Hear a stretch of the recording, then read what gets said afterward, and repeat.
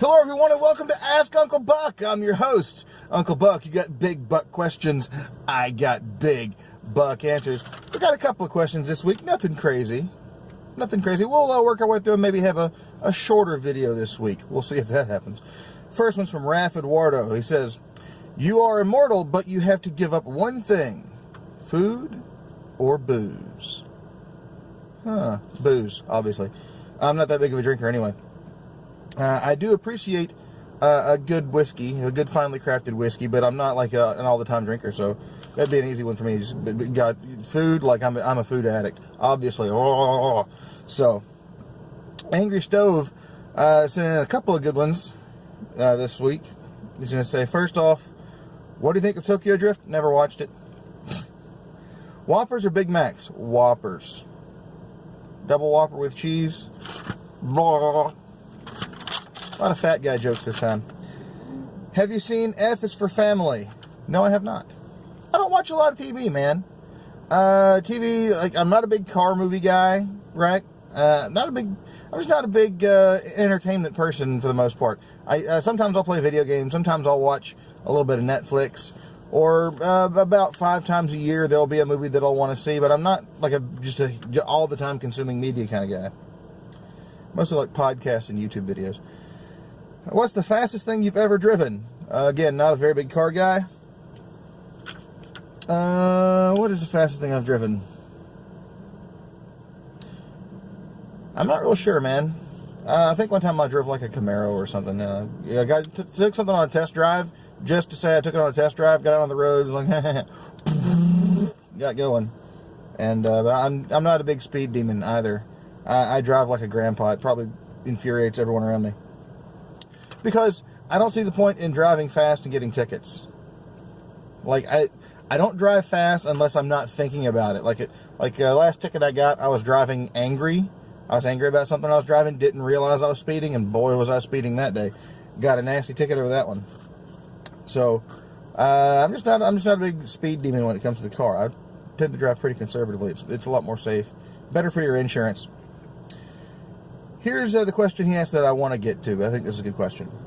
What is more important, a blood-related family that hates you and you hate them and they don't accept you for who you are, or an online surrogate family that you found through a podcast who actually cares about you and loves you and you love them? I can only assume you're talking about my podcast, Stove, which is Here's What I Don't Get, and you're bonding with the other listeners. Couldn't possibly be any other podcast that we're tangentially related to. Anyway, the obvious answer is the people who love you are the ones that are going to be more important to you in your life.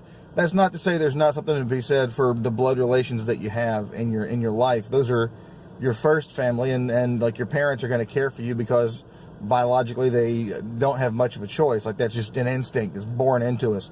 Love our kids. Kids have an instinct to love their parents and their siblings. Now, later in life, and as families sometimes fall apart, which is very unfortunate, then that natural affection can fade. But a lot of times your biological family will be the family that also loves you. And if your family doesn't care about you, like, I understand that if you're concerned about lineage and heritage and passing on your name and knowing where you came from, that kind of thing, those people are still going to be important to your life. But if someone is poisonous to you, there's nothing obligating you to be around that person. Like, I mean, sometimes we have to be around people that we work with, but you still don't have, like you can find other jobs, you know. Relationships can end. I hate to see marriages break up, but they can. I had to get out of a marriage where the person was toxic in my life and was going to cause me to cause harm to myself and other people. So the people that actually care about you are the ones who are going to be your family, and they're going to be the ones that you need to surround yourself with. Now, the thing is, you said a podcast community.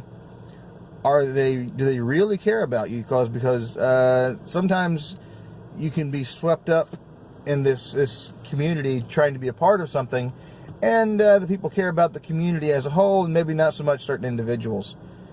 So make sure that you're placing your trust in the right people. Like, do these people actually care about you, or are they just people that you're around the most and they kind of tolerate you? I'm not saying that's the case. I'm saying watch out for that, right? There's plenty of people in this world who will pretend to care about you and have you around because you provide some sort of resource or validation for them. Watch out for that. When someone actually genuinely cares about you, they're going to spend time talking to you. They're going to listen to the things you have to say. They're going to tell you when there's a concern. They're going to help you out. There's going to be tough love involved sometimes.